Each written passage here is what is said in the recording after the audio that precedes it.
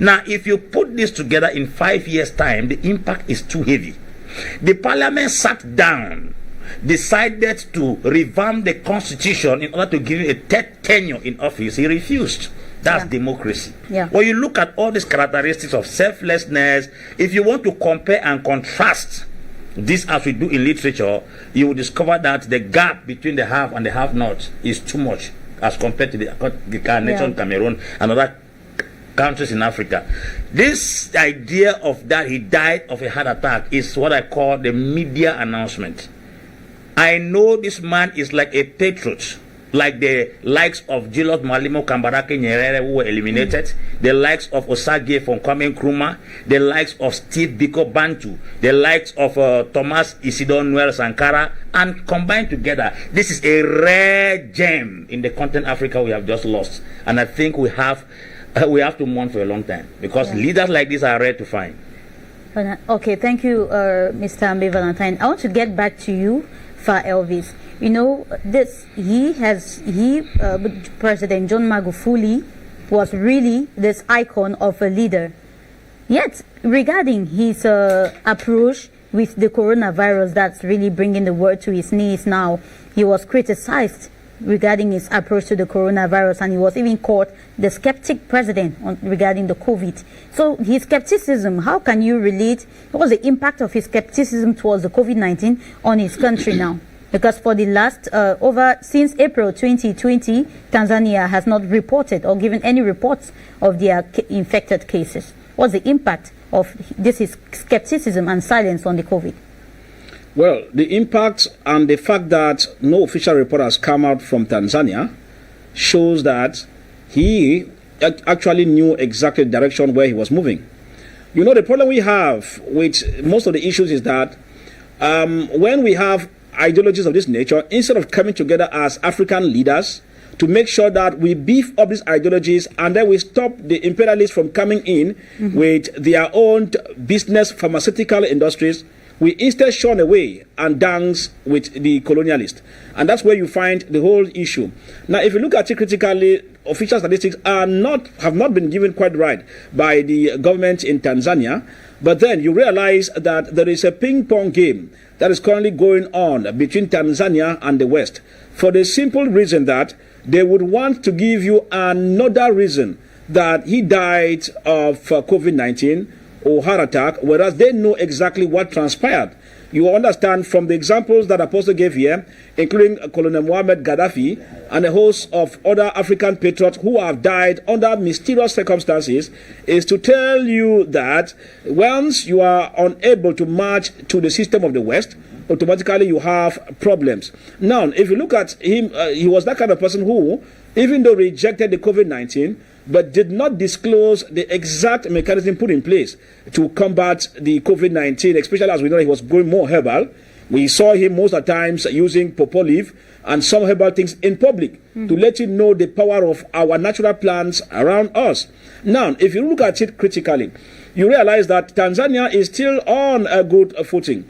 We will say that it is only at his demise now that we were able to see exactly that we lost somebody very, very precious. So we don't really have a full impact because all depends on how you do it. Do you know that in Cameroon, away from Simon Cledam, we have equally traditional doctors even from the east and from Ebolova and even from Balmayo, who equally have drugs that withstand all these kind of strange illnesses that come in?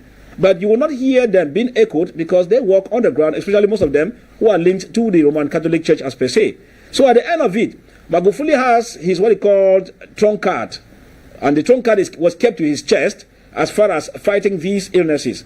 And that's the more reason why you could see his economy still buoyant without lockdowns and schools still functioning, while we had the COVID-19 rocking other areas. So at the end of it, it's unfortunate that, you know, in any diplomacy, the things you see, once you discover you have an enemy who is from outside, there are some held steps and secrets that you could put in place as a head of state without disclosing it, because the moment you disclose it, that's when the imperialists, the colonialists will take advantage to puncture it. So I think that he had a hidden agenda of preserving his people health-wise, which has just been punctured by eliminating him and disguising that he died of heart attack. But the truth will not take long.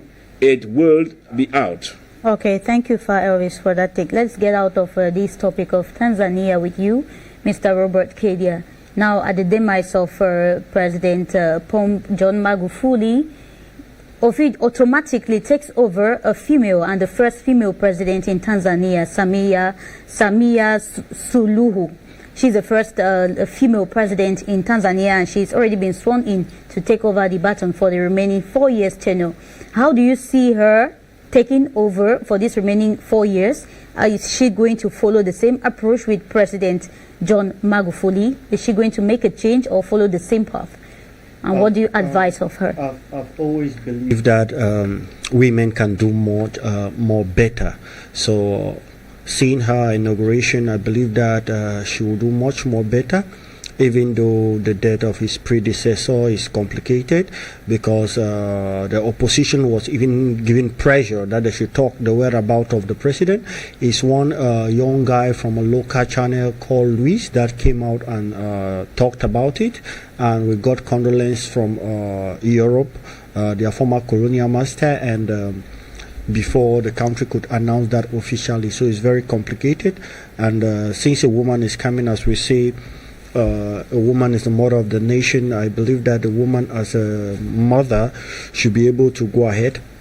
If his predecessor did well to improve the social and to an extent the economic perspective of their country, then I think it's a good start.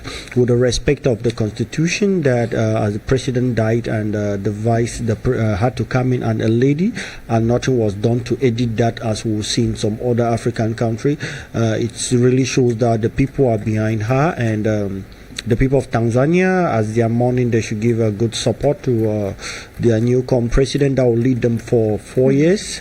If they encourage, I always like this to say this to Africans when they are listening to us.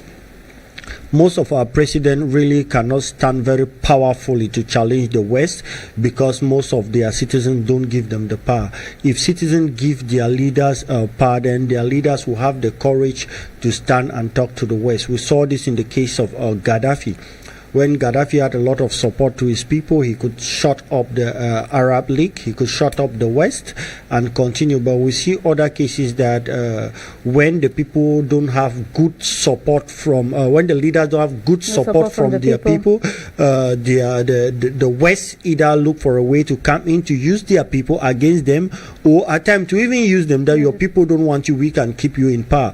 And that is why our government in Africa have been very vulnerable, and that's the problem we have been seeing.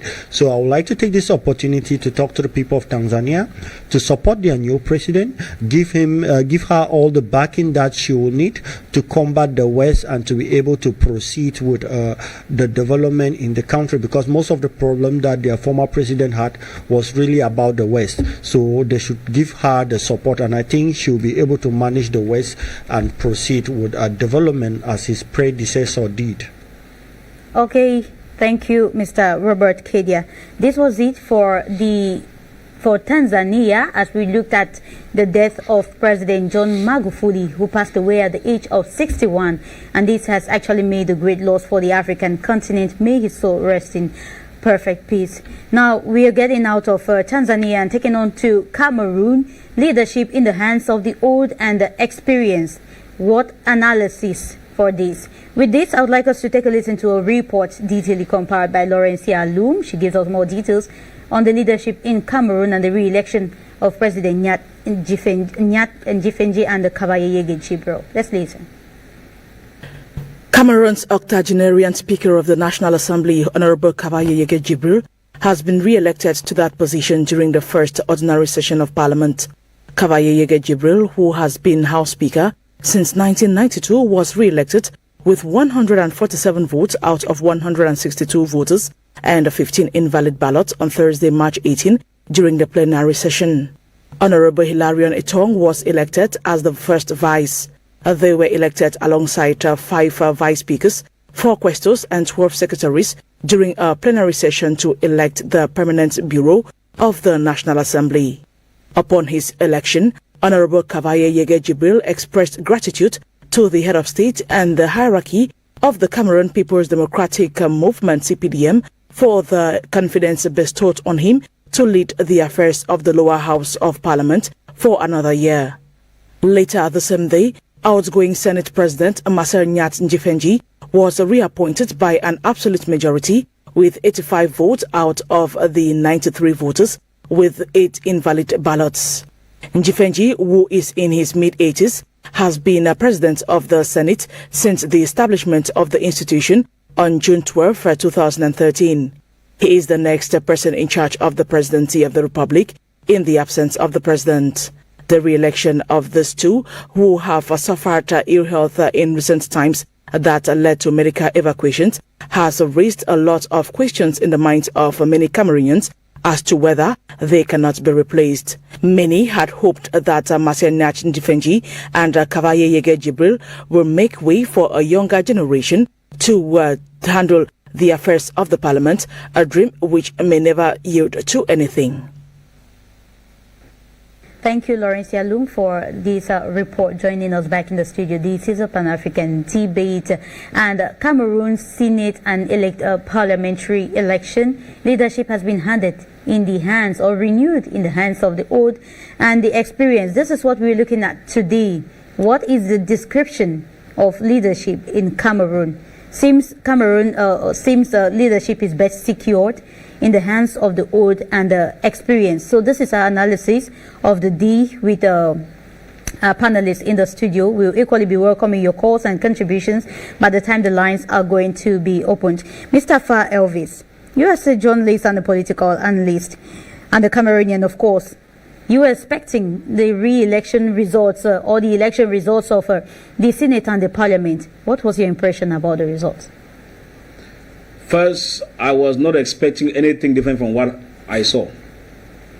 That's why you see CRM did not bother getting into that kangaroo system, because we know the jigsaw puzzle that always goes on in that kind of kangaroo house. We knew. So, while saying that it is no news, it still gives you the impression that we are in a one-party system with other suitcase political parties and associates of the CPDM disguising in that house, pretending as if we have multi-partism. The evidence is very clear. And I said to myself, from what transpired out there, first, I had said several times on this platform that we don't have parliamentarians and senators. Those ones are just gallivanting there for their personal interests and pockets. This is and has been the final proof we could see. To say that you have young so-called MPs, in quotes, young so-called senators, in quotes, who could only sit and watch the mafia unfold and sometimes took part in the mafia, tells you that the foundation of leadership in this country has been cursed and needs people like Apostle Ambe and the association of real men of God. And I mean real men, not those ones who look for tithes day in, day out and fit fat and blow glamour in the air. If we have those kind of people, then the leadership needs deliverance of the first order of 99.99 days of serious dry fasting. If not, the demonic foundation we find in this nation is a call for concern. They are watching and listening keenly. So, to get that kind of scenario of an election, yet some young persons sit and tell you all is well because they are not even sure of themselves. It means that they have mortgaged themselves and their conscience to the devil. I could watch keenly the time the senior president took to get to the rostrum. Everybody was patient. And then you ask yourself, since the crisis started in the northwest and the southwest, with these kind of leaders, can we ever see them present in these areas to let us know that Cameroon is one and indivisible? No. These are indications that the youth and the women have no major role. I have asked Cameroonians, especially women, Rita is here. Are you telling me that you people cannot be governors? Are you telling me that you people cannot also be Senate presidents? National Assembly presidents?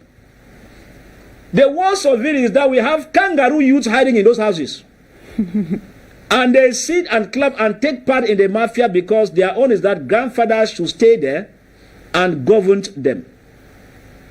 This is where I say that most of those who support the regime, they have the devil's advocate spirit of the highest order. So, to clear it, if you look at the scenario, look at where we are today. That since 1992, somebody has been Speaker of the National Assembly, and we're talking about democracy, yeah? And that person in the early 80s, 1972, had been into Parliament. That's over 60 years as a parliamentarian. Is this not witchcraft in borderline? I am waiting to hear Mr. CP, the man sitting here, to come and blow us the grammar and to tell us how correct on earth that over 25 million Cameroonians with over 15 million educated Cameroonians, only one person will take us hostage for over 60 years. Another person will take us hostage since Senate was created till today, barely walking, which is his fundamental right to rest. But Fay Elvis, we do have other parties that are represented in the various chambers, but it's reported that they were sole candidates to the post. How come? I said earlier that we're talking about political parties representing. What is the weight of those political parties? But they should at least go in for when you say they should go in, when a paper tiger political party that eats and dines with a ruling party, that's the ruling party in the night, and in the day they come and blow grammar in the air as if they are opposing. What do you expect that kind of scenario? They will obviously not go in, because to them is that they need to instead sit at the backyard, collect their briefcases with money, and then they blow grammar that no, we tried but it did not go. I have told you that that particular house you see, Senate and National Assembly, the kind of things they know, most of them, especially the former ones, because I've been in their houses and I know how they function. And so at the end of it, when you look at it critically, I have told most of them, Rita, that if these people were representing the people, they would have been good enough to protest that particular mafia. If you are in the National Assembly, you have the right to hold it hostage until certain demands are met. Okay. But because they sit and stay, after all, they have Hotel de Député there, they have Monfebe Hotel, they are eating fat, they have allowances that accompany them. Why would they complain? Those people do not represent the people. Cameroonians, people in the Northwest, Southwest, you are on your own. Don't think that you have any leader representing you, because these people don't mean any good for you. And that's the more reason why you see the CP, the man shaking his head here, because he thinks that he will come here and deceive us. Look at the issue. Rita, I was saying that ever since we started chanting 4 years running on this platform about the ongoing crisis, other houses of common, Congress House and other like are mentioning it. And those who pretend to be from these areas, I call senators and parliamentarians from the Northwest, Southwest, devil's advocates. Because these are the kind of people who should have even taken the National Assembly hostage. That you cannot be going on business of election of reappointment. It's not re-election, sorry. Yeah. It is reappointment of the same old guards when guns are moving on in the North and the Southwest. Okay. They are the ones who have mortgaged us into this high cabal where we are today. All right. We'll come back to you. Let's give an opportunity for the CPDM ruling party militant here on the platform, Mr. Robert Kedia. How do you explain the analysis of Mr. Fay Elvis? He says there is no opportunity for the other political parties to go in because there is a majority of the ruling party. You see, when political parties cannot sell their ideology to convince the people to vote for them, they turn around to call the winner a devil, which is practically wrong. You see, I'm proud of the democracy of Cameroon, and I would like to take this opportunity to thank the people of Mayo Sava that voted Kavaye Jibri as their parliamentarian in a democratic process, and he became member of parliament. And I would like to also thank the parliamentarians at the National Assembly that voted for him to become president of the National Assembly, so that we can exploit his experience, because age goes with a lot of experience and wisdom. For instance, you can look at Nancy Pelosi in America, the president of the Congress there. She was also born in 1940, the same year as Kavaye Jibri was born too, in 1940. And the people of America are exploiting his experience and technical know-how for the growth of their country. But it so happened that we have the same case in Africa. We turn to instead insult them, discredit them, rather than tapping from their wisdom that they possess a lot. So this is why we say that we should stop being critic and support people that have the wisdom, that have been voted. The people of Mayo Sava are educated people. They know who they have confided their trust to represent them, and they have been doing that repeatedly for the number of years, same as it has been also done to Nancy Pelosi. But since it is in America, nobody will talk, because America is correct and Africa is never ever correct. That is the problem we keep on facing in Africa. We should rather be talking about what they have delivered rather than talking about their age, because for me it's no news. You go to America, they have secretary there, which is almost the same with our own ministers here. Many of them are above 70, but it is moving on there. So here in Cameroon, it is moving. We'll come at the level of the president of Senate. Yes, I don't see why somebody would criticize the majestic work of the president of Senate to go to his seat and take over power. But when it is done in England and the Queen of England is being taken majestically to her throne, it is no problem. But when it comes to Africa, it becomes a problem. I would like to appreciate all those at the National Assembly for confining their powers on them, and especially one of the bureau member, Honorable Njingu Musa, who is one of the questor. He's been applauded. He's been loved by the people of his place, Bamali, of what he has been doing with the number of schools he has been putting there. So there's no need to criticize them. We also have Honorable the SDF Vice President, who is also a member, which is also one of the questor, which they are doing their best, and with time everything progress will come. Remember, we are in Cameroon. We got our independence in 1960. We are in a young democracy, and these institutions have been put in place, and everything is moving the way it is moving. We see the weaknesses, we support them so that they can ameliorate, and the good things they have done, we congratulate them and appreciate them. That is how we build our own democracy, and I believe that is how it has been done also in the West. All right, it's good. It's a good initiative, but do these militants sometimes step back to take consider the age and the health of these persons? We need to look at, we've seen pictures, images, and the current state health conditions of these two presidents. It's all right, you say, do their voters consider their age? Then I think you and I, we should go back to America. Do they consider their health condition? Now, when somebody goes in for an election, it means that the person is capable, and no medical doctor have come to say they're incapacitated and they can't handle that position.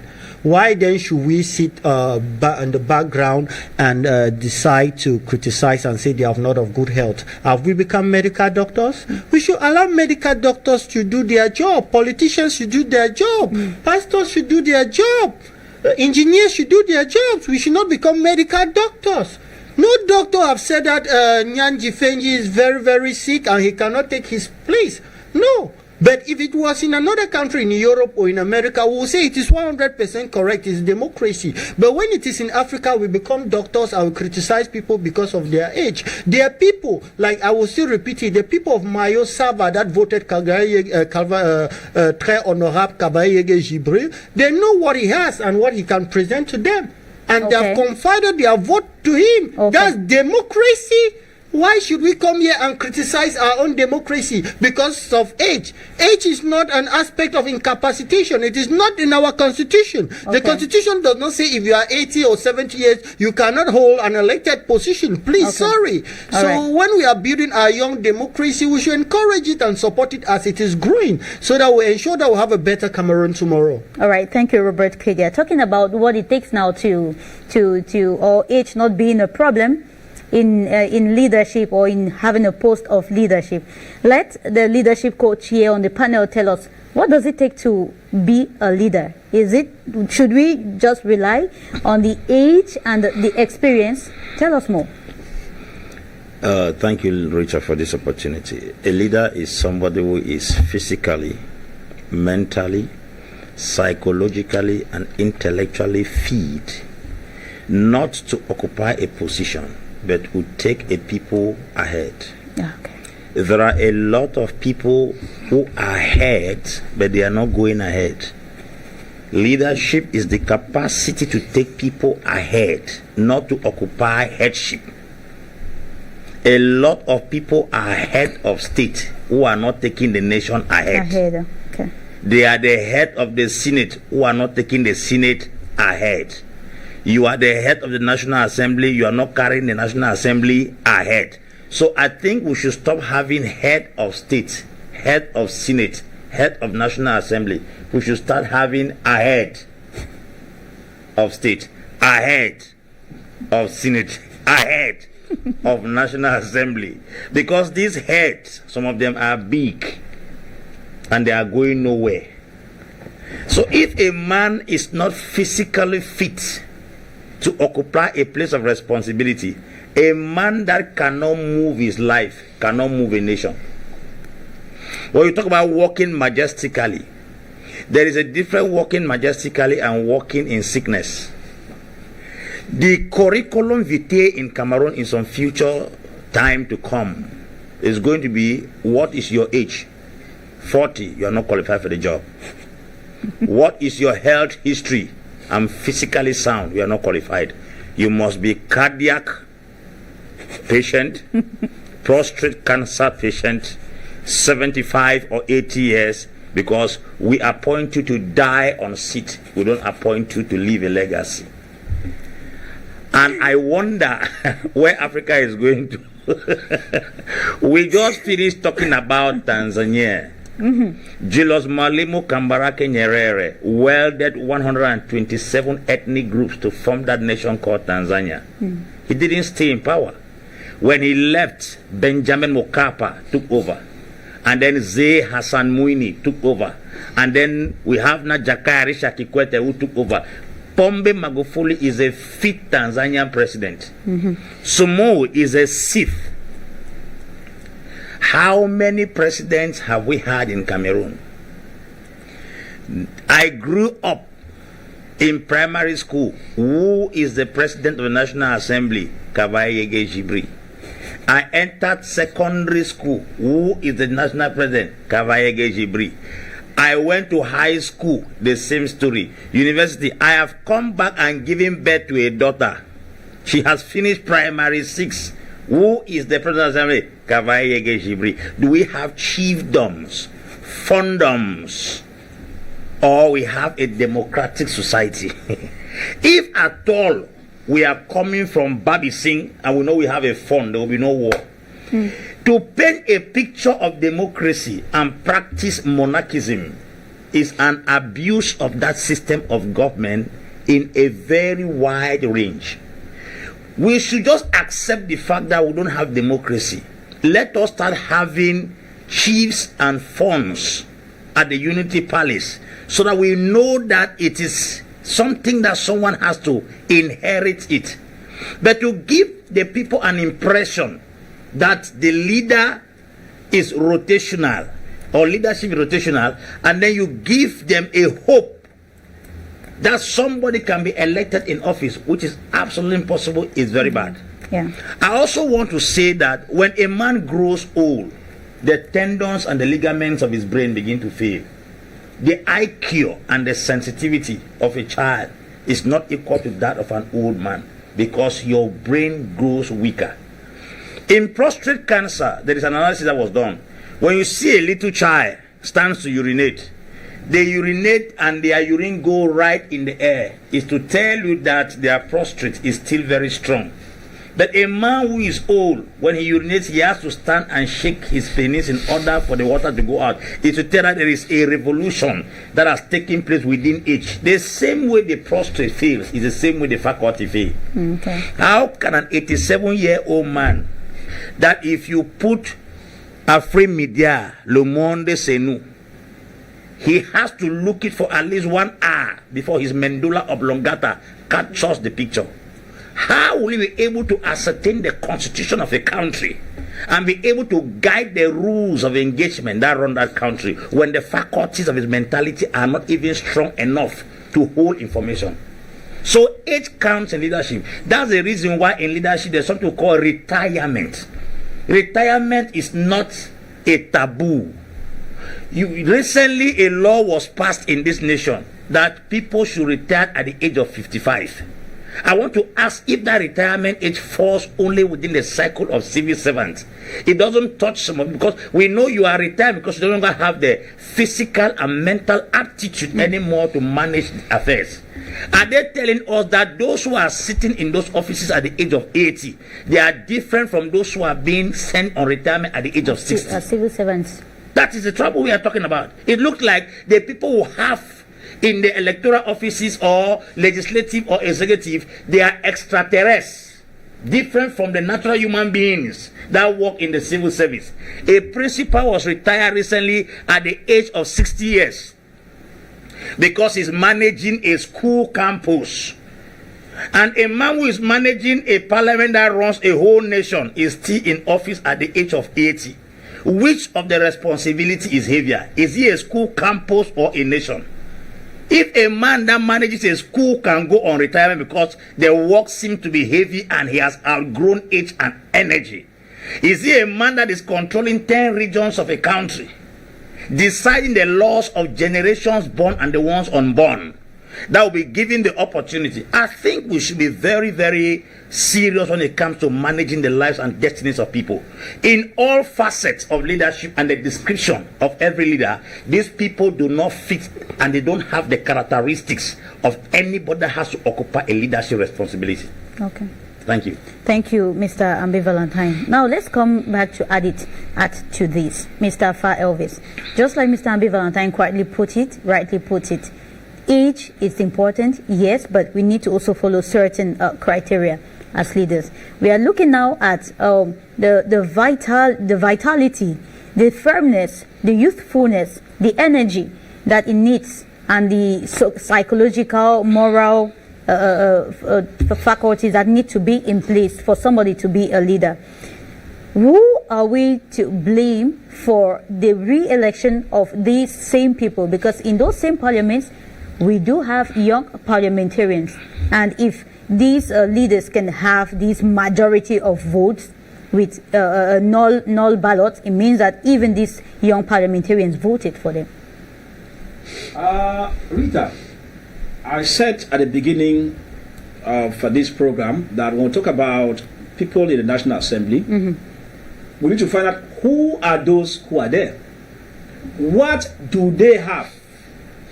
What do they incarnate? These things matter. If you take somebody like Robert here and put him as Vice President of the National Assembly, there's no result. It's practically nothing. With this mentality he has, if you put him as Senate President as a young man, you will even better, you prefer Nyat Dipenji than him. Why? Because the brain has been caged. So, when you have people who get to a position, first, not under universal suffrage, not under the principles of democracy as per se, you begin to see their footprints on the ground. I said earlier, you have some satellite parties who are in total collaboration and total marriage with the ruling party. You don't call those ones opposition parties, because evidence have been on the ground that there is the fact that you call opposition does not mean you're opposition. Sometimes you are only called junior brother or junior sister to the ruling party. That's how it looks like. So as I said earlier, they will obviously be quiet. Why? Because the circumstance that brought them in, they had what we call a pact, an arrangement, hidden agenda that brought them in to deceive the world that there is democracy in the parliament, whereas it's one-party system. That's the more reason why you see the government will be hostile to one political party like CRM. If I tell you today that we want to, if I announce as a Deputy National Communication Secretary that CRM will have a meeting tomorrow at Bonanjo. This night, heavy deployment of military from all angles, not even in Bafusa when I've not announced, will be there. But if other satellite parties who are closest to the ruling party say they are holding a meeting today, authorization or no authorization, they will hold. So you can imagine that people that have magnitude force the government to tremble, and those that are paper tigers, MPs and senators, when they are there, because of the mafia game plan, they just only see our company. After all, il y avait des opposants dans la salle. That is the impression we give. So I think that, and these are the people that, you know, we're talking about living a legacy. If you started this program, I will talk about Magofuli and all the like, we're looking at legacies. The CPD man here just said a while ago that age comes with experience.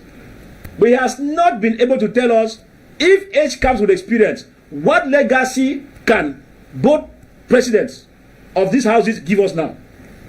I told people earlier, when I heard they put in place of senior, I said Cameroon is not right to run an upper house. Because since they have been there, you cannot decipher what they have done in terms of meaningful development for the nation. But if I tell you the whooping sum, they come home every day, they are sitting, their allowances and all the like, you will discover that Cameroon has what they call misplacement of priority of the first order. So, if youths are there, apart from Senator Barrister Kemende Henry, who has been fighting for the right things to be done, one voice in the midst of about 98 voices, no impact you can go. Now, if you come to the National Assembly, as I said earlier, why would the youth be quiet? The few who call themselves youth are quiet. The circumstance that brought them in is what is making them to be quiet. If somebody sits somewhere and thinks that you have a vibrant National Assembly with youth, it's a farce. Because their minds have been coded to only come and support the old. They become hand clappers and they get their contracts dubiously behind the doors and move their way and make their money. It is a money-making venture association, National Assembly, and a money venture-making company, the Senate. Finished. Anything in the name of we are working for the interest of the people, as I said, Rita, we don't have senators and parliamentarians, meaning that we are on our own. That one is a fact. I will be looking for any senator or parliamentarian. Come for the program Pan-African debate. 50 of you. Come for me, Rita. Let's debate and let us see whether they have value in this nation as far as the present dispensation is concerned. That you will sit in a house, you hear that you have some opposition parties, and none of them complain. Look, even in other countries, if you go to South Africa, even Julius Malema was making headway in the South African politics. He was not taking this lightly.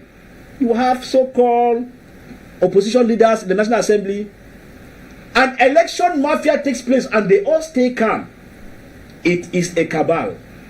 A cabal to take us hostage and keep grandfathers in power.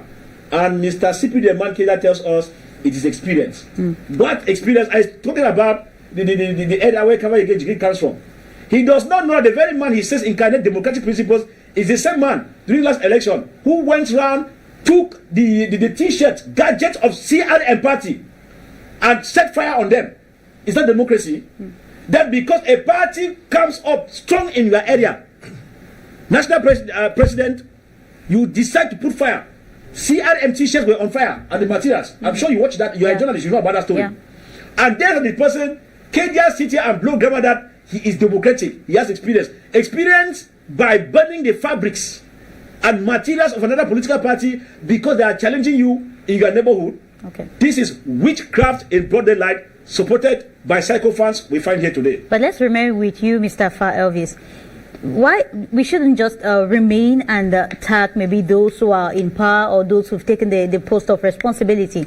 We know very well that what it takes to become a parliamentarian and what it takes to become maybe a senator, the various conditions that it takes to be, you need to come from a particular division and you need to belong to a political party. Now, you say most of these people found in the chambers are probably bought, or their consciences are no more clear and they do not represent their people. Yes. What are those real people who know what they are supposed to do? Why are they lagging behind?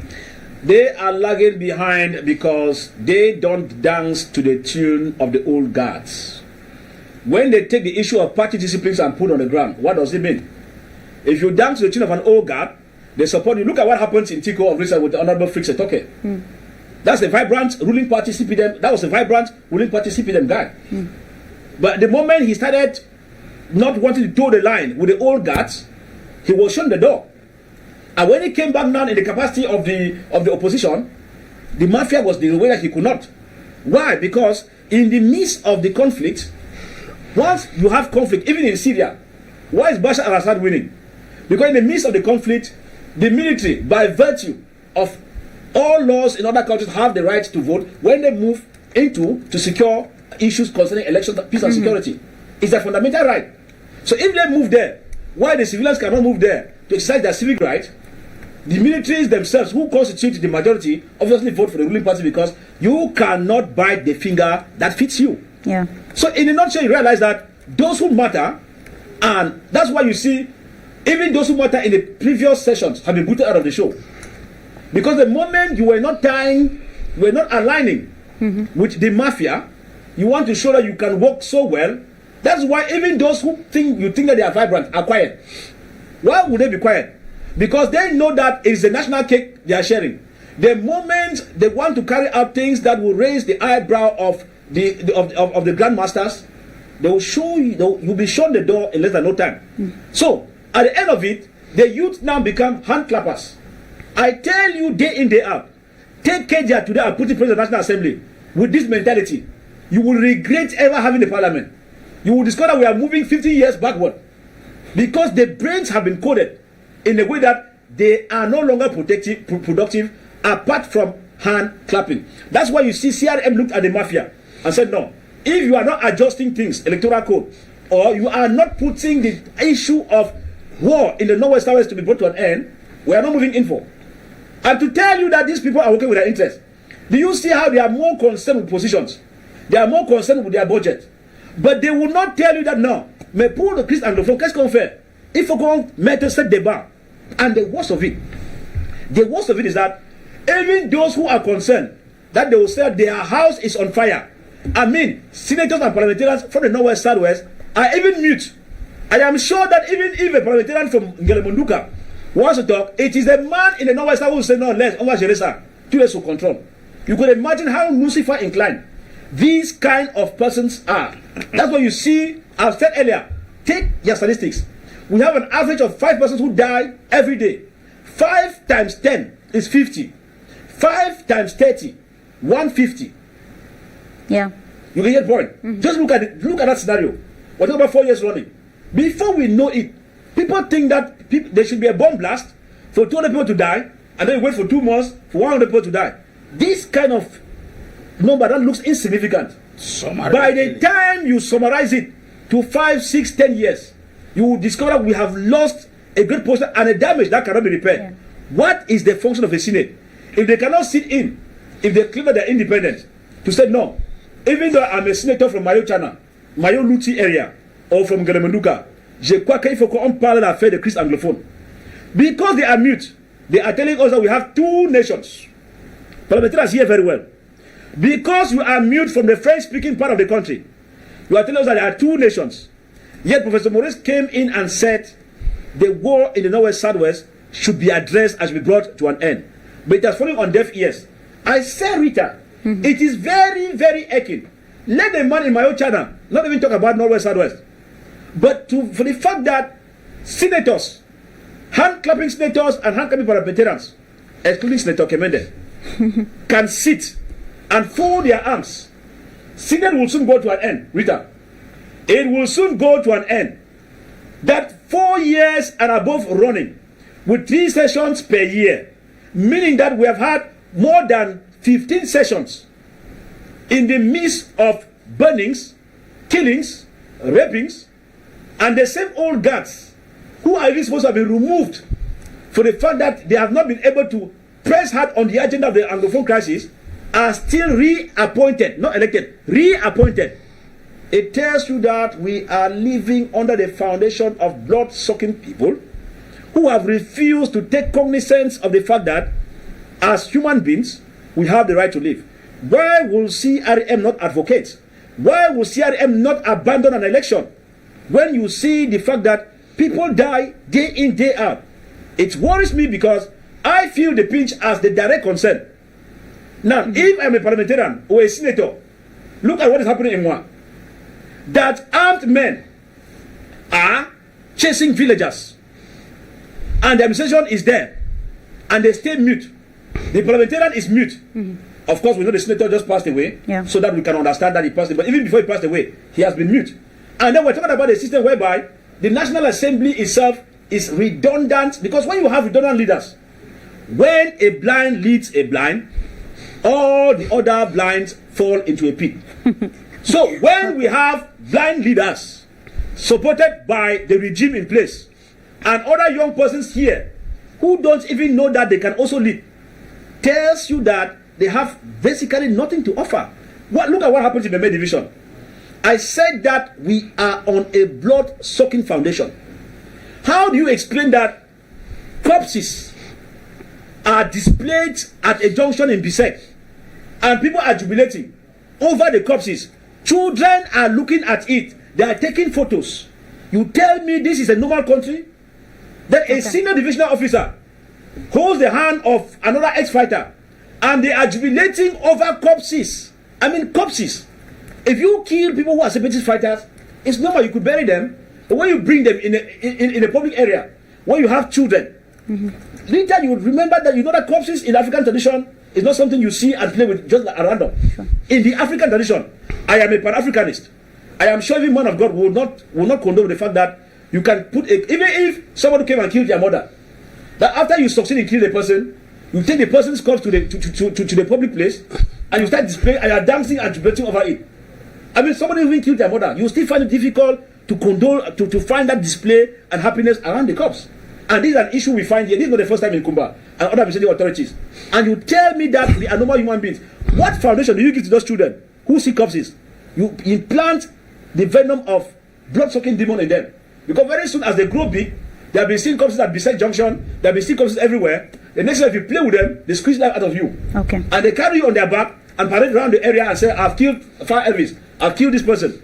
These are the seeds of discord and blood-sucking spirits we are nursing under wrong and failed leadership supported by Mr. Kedia Robert, the CPD man here. All right, okay. Let's come now to get it. Let's understand this in another angle. You know, Africa has the highest youthful population. Where do you place you, Mr. Robert Kedia, as a youthful generation, and you're supposed to be equally a leader? Where do you place these youths, as many have taken the highest youthful, or many have taken the roots out of the continent in search of greener pastures, and that is actually the continent's human resources that's been mishandled, or that's been lost because of mishandlement? And how long can we keep losing these youths because the old have refused to give them post of responsibility? Now, when we say that the President of the Republic has this age, the President of Senate has this age, or that of the National Assembly, that does not mean that youths don't have their place.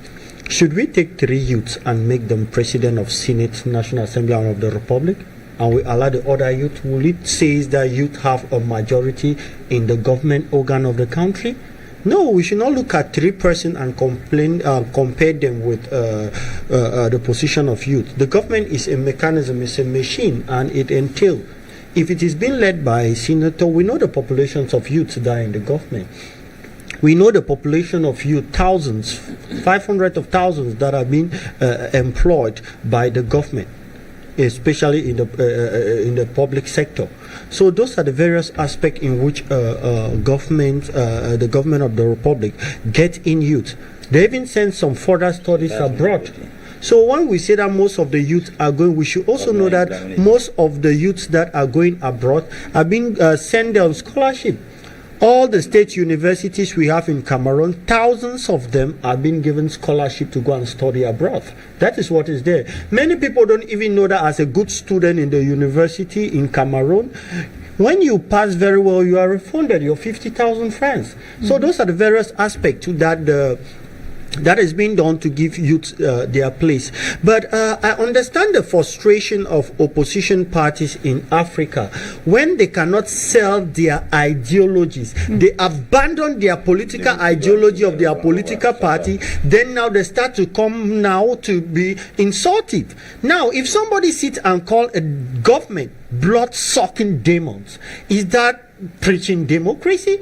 If you complain that the fabric of your party was being burned and you call those that are in place blood-sucking demon, is that democracy? Now, I understand that majority of Cameroonians are enjoying the freedom of speech put in place by President Paul Biya to an extent that they are even going out of line to abuse the freedom of speech put in place by President Paul Biya. And those are one of the things they enjoy, but they don't come out to say thanks to the head of state because we are enjoying the freedom of speech because of you. Now, we have these three members of government that we have the president of the Senate, we have the parliament. Everyone knows it. I'm not the one doing showcasing here. Cameroon has one of the best laws that have been voted by the parliament, which is something that we appreciate. When you come and you say somebody have totally failed, you are going out of line. You should talk about what you think the person have failed. And if you cannot give anything to show that the person have succeeded in one way or the other, then you are biased in your analysis. Now, when we talk about democracy, democracy is the voice of the people. We saw in 2018 where all family came out in all subdivisions and divisions. The sang praises, pleading the president of the republic to go. Notion of support from north, east, and south. That is democracy. And the president respected the voice of the people and went in for the election. Talking about that of Fay Elvis, we've seen it at the level of his constituency. We've seen it there. But we say it is not democracy. But that of the case of Nancy Pelosi that is in America, we will call it that is democracy. But when it is about Cameroon, or Africa, we will say it is not democracy. Please, I just want to be us Cameroonians to be honest, support our leaders so that we can move forward. When we keep on condemning our leaders, it will give opportunity for those for the West to infiltrate us and get what they want to get. We have placed our confidence on our honorable members there at the assembly. Oppositions from Uganda and the rest of the other countries that is at times difficult for them to accept defeat. They should be humble enough to retreat, prepare good ideology to sell their political party and keep insult aside, because the African people are very, very educated. They follow you based on what you have presented to them that you will do, and not based on the insult you are giving the person that is in power. Because when you insult the person in power and you call the person demon, the person sitting aside asks questions. What do you have to give us? Not insulting someone demon. So we should be able to sell a political ideology, because democracy, the foundation of democracy is based on the voice of the people, which goes to the elections. Now, I would like to make again another example when we are talking about people that have been voted. We have parliamentarians that come from the northwest and southwest region that walk in the street and eat their groundnut, they are free in their constituency and meet from the northwest. We know, of course, the Quaestor, Honorable Njingu Musa, he walks there, he feels free, even with the presence of the crisis, because he's loved by the people. That's democracy. So we should be able to be honest to say things when people are being doing what they are doing. We should appreciate it and support them, because what will become start to sit behind, call them bloodsuckers, giving them names. For me, I don't see that as democracy, but I see it as abuse of freedom of speech. They are there, they have been elected. We will not say that the parliamentarians that were at the National Assembly that voted Kabayege, très honorable Kabayege Jibril, did that at gunpoint. No, there were not guns on their head. It was their decision. The ballot voting was a sacred one, which you decide the name to put there. If you are of the CPDM and you put another name, nobody will know. And you don't have any problem. But when you see that all of them, they voted, is because of the confidence they know in him and how he's leading them. Okay. Even at the level of the Senate, we saw that the person that led everything the election is not a kid. It's Senator Mukete.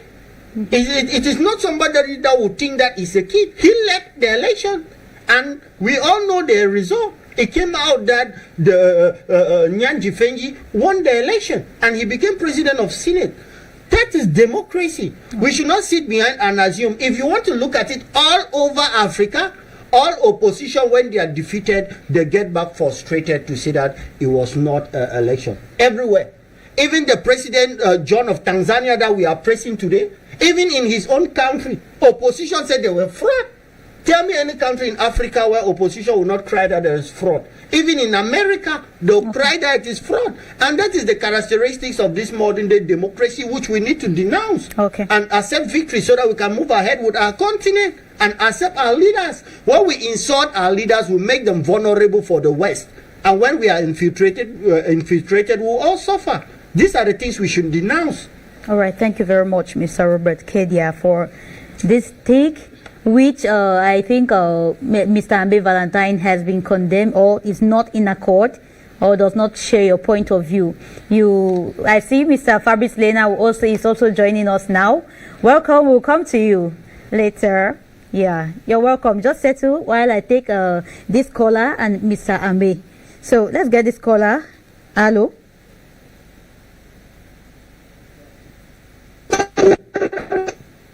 Yes, this is Tony calling from Nigeria.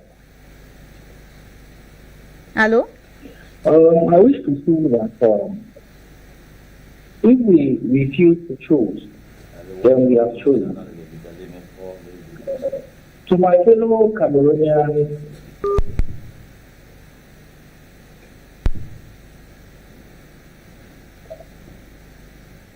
Oh, all right. We lost the caller. You can still call back and try to look for somewhere which has better network. Drift away from your TV screen and don't try to listen yourself back while calling. So the lines are still open while I take Mr. Ambe Valentine quickly to respond to Mr. Kedia's opinions. Yes, Rita, every enterprise have commercial agents, and Robert Kedia is a practical commercial agent of his political party here today. He's here to sell some products, like I said, always. And I want to encourage him, and I really appreciate him for his skillful nature in marketing the product given to him as a marketer. One of the things that gets me worried is the fact that somebody will spend years in school, invest in paying fees, buying handouts, defending theses, backing degrees, and then come back just to sell that knowledge for a salary or an amount of money that's not compared to what they invested in the education. Okay. Mr. Ambe, let me not catch. Let's just get this caller, then I'll come back to you. Hello? Hello? Hello, you're live on the program. Let's hear you.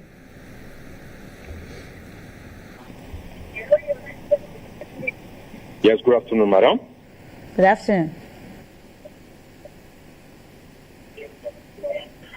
Yes, good afternoon to the great Apostle Ambe beside today and Mr. Fay Elvis.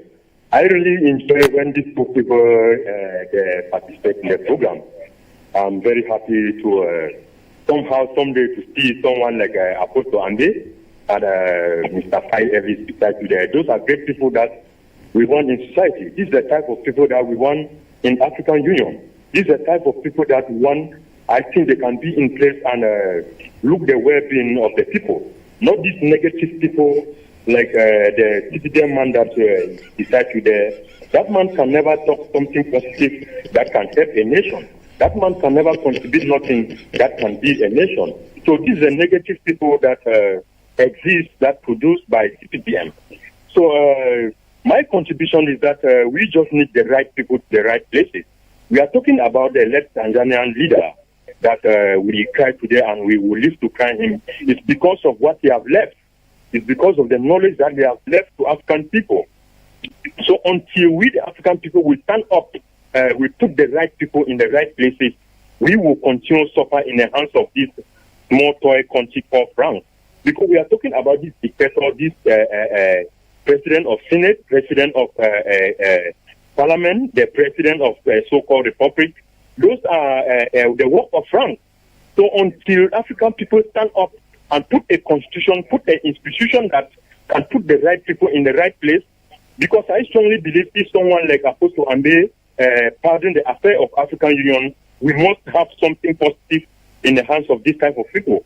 But when you have people like Musa Fakima, you have people like the Paul Biya in Cameroon, this type of people cannot offer nothing for the people. Apart from dictatorship, apart from killing, apart from destruction, we cannot achieve nothing in the hands of Paul Biya and his government. This is my little contribution. I also want to enlighten the President of the United States that if he wants to help Africa, he should put the right people in the right places in African Union so that they will put economic constitution, political constitution that can rescue African citizens. Thank you very much. Have a blessed day. Thank you. Thank you for giving your own opinion on the Pan-African debate today. So I come back to the studio. I have... okay, I get this other caller before closing the line. Hello? Hello? You're live on the program. Let's hear you. Tell us where you're calling from.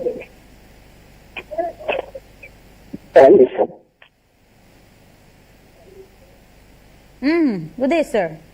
Yeah, good day. I hope you are getting me clearly. Hello?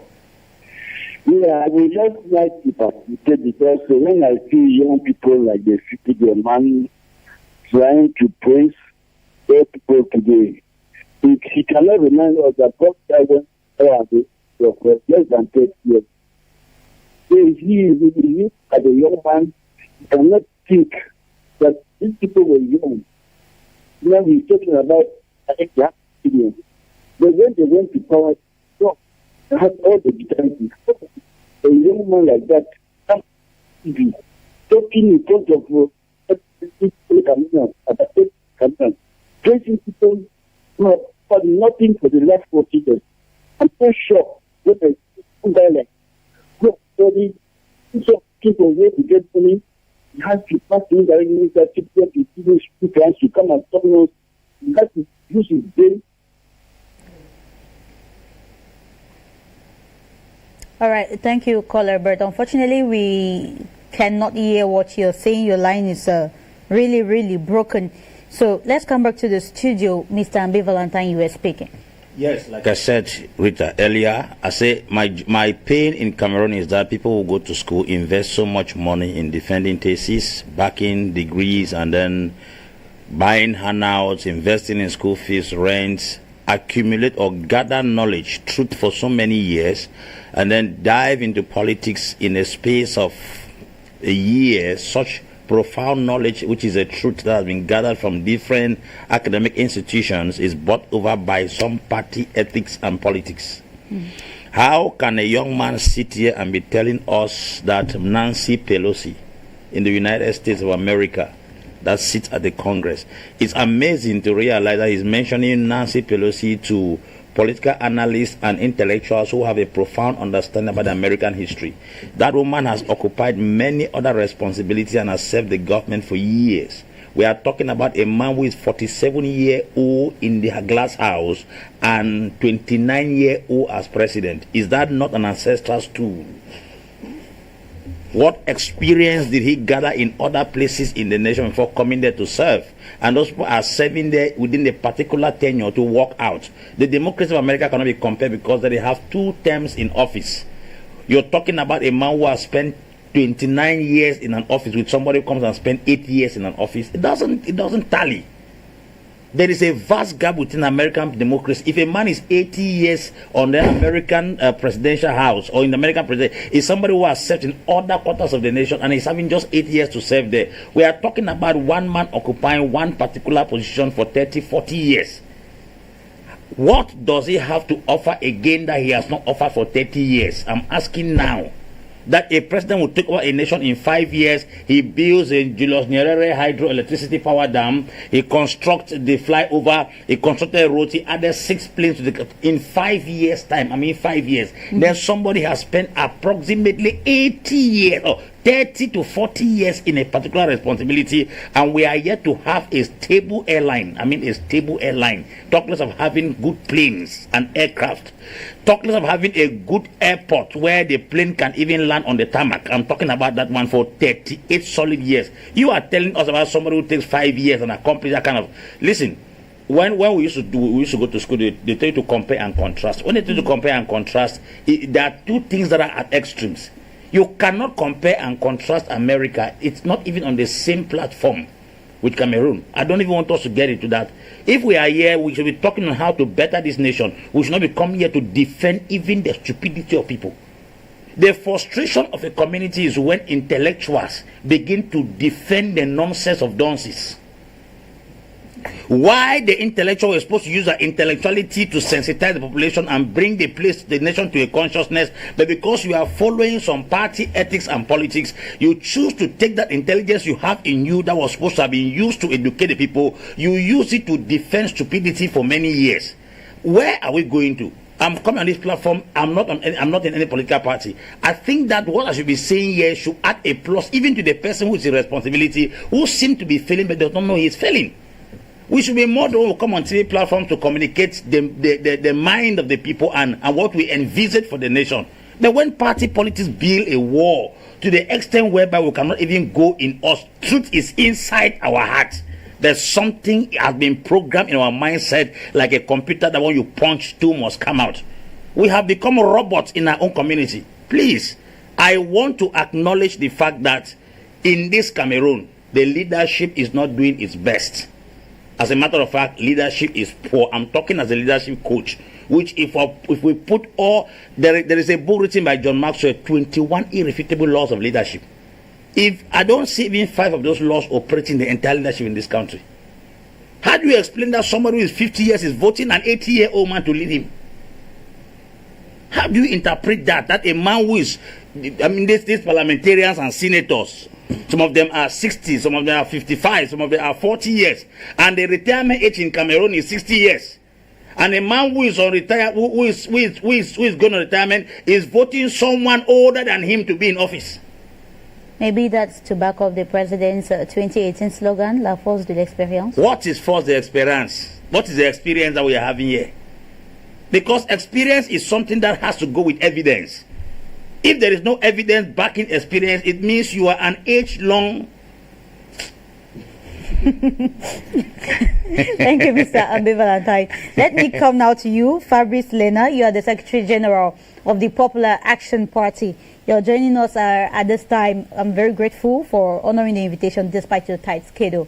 Now, we're looking at Cameroon and the leadership after the Senate and the parliamentary election that took place on the 18th of March.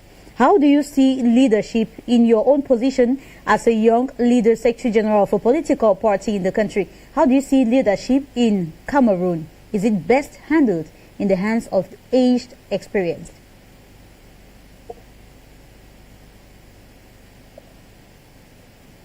Fabrice Lena?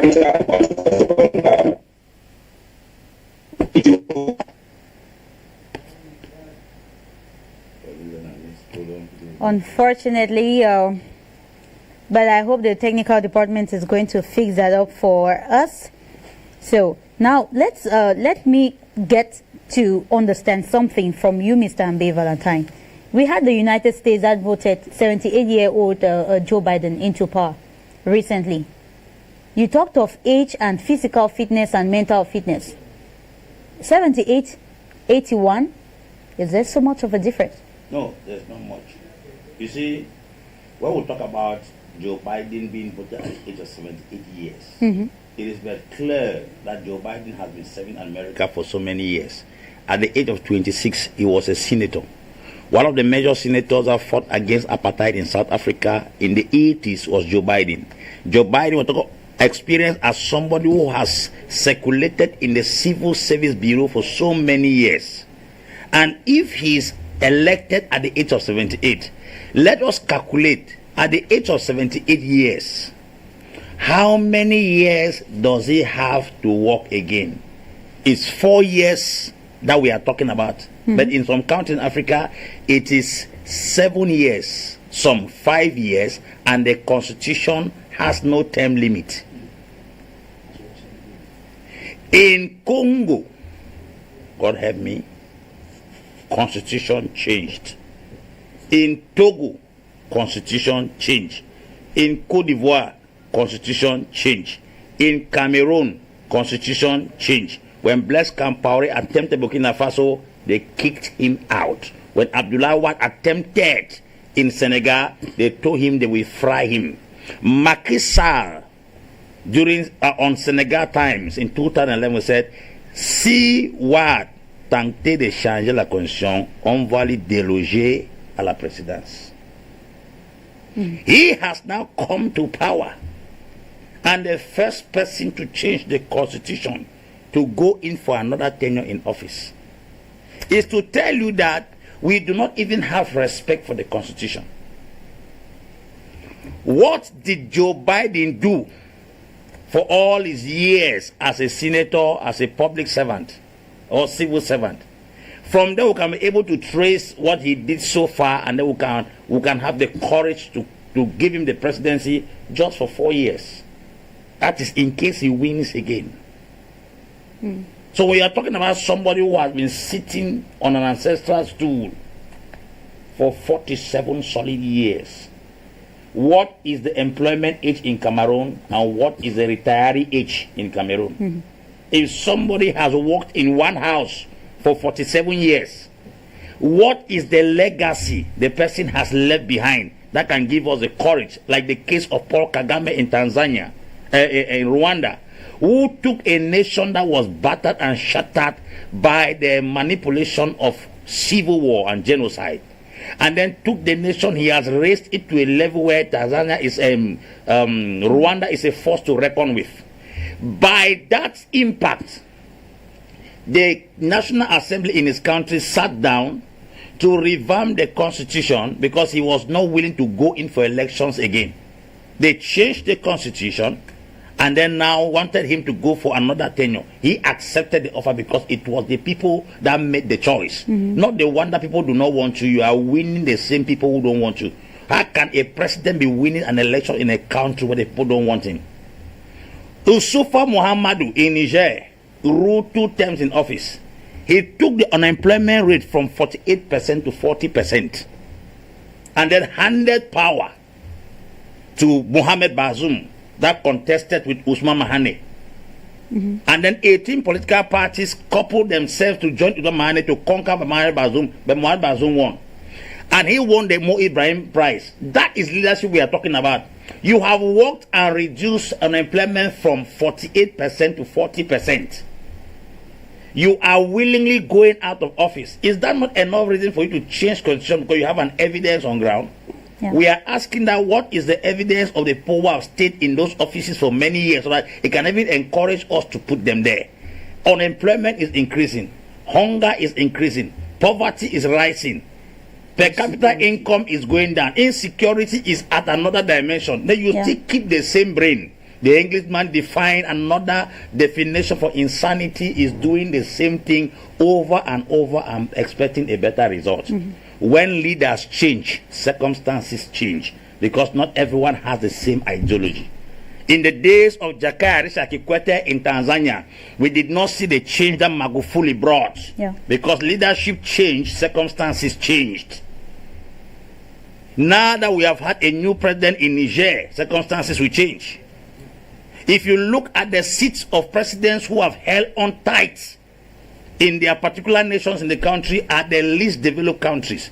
But if you find countries that constantly rotate leadership, there is a kind of evolution. Because why? Every leader comes with his own philosophy. Yeah. In the state of Ebonyi in Nigeria, a new leader has come with an engineer.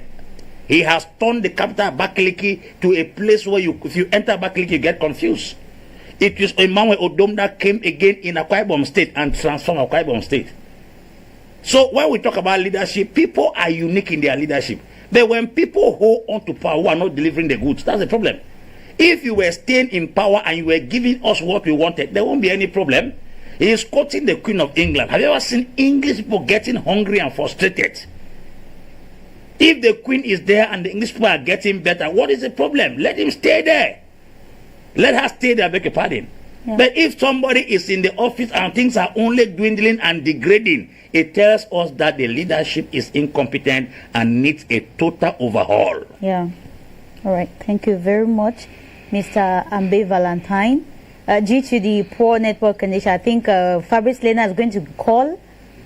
I'll take Fabrice Lena's call to give his own contribution. Mr. Fabrice Lena, let's hear you. You're live on the program.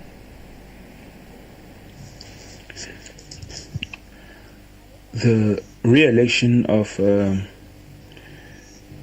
Kavaye Yege Jibril and Maxenia Difenji, the grandfathers, I would prefer that because they don't deserve to be called honorable.